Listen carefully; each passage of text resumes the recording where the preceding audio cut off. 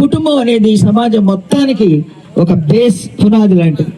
ఈ కుటుంబంలో మనం ఆడవాళ్ళం మన బిడ్డల్ని ఆడ మగ అనే తేడా లేకుండా పెంచడం అనేది చాలా అవసరం. అదే సమాజంలో స్త్రీ పురుష సమానత్వానికి బీజం వేసినట్టు లెక్క. కాబట్టి అమ్మాయి పనులు అబ్బాయి పనులు అనేవి ఈ రోజుల్లో ఏం లేవు. ఎందుకంటే ఆడవాళ్ళం అన్ని పనులు చేస్తున్నాం కాబట్టి మగబిడ్డలు కూడా అన్ని పనులు చేయాల్సిందే.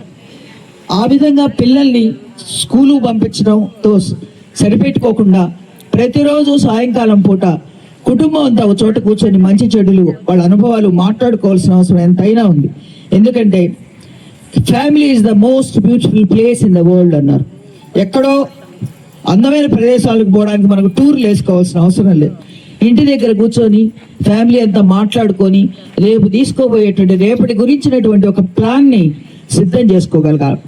అదేవిధంగా పిల్లలు స్కూల్స్ గట్రా వెళ్ళినప్పుడు వాళ్ళు ఎలాంటి సమస్యలు ఎదుర్కొన్నారని ప్రతి తల్లి కూడా బిడ్డల్ని రోజు అడగాల్సిన అవసరం ఉంది.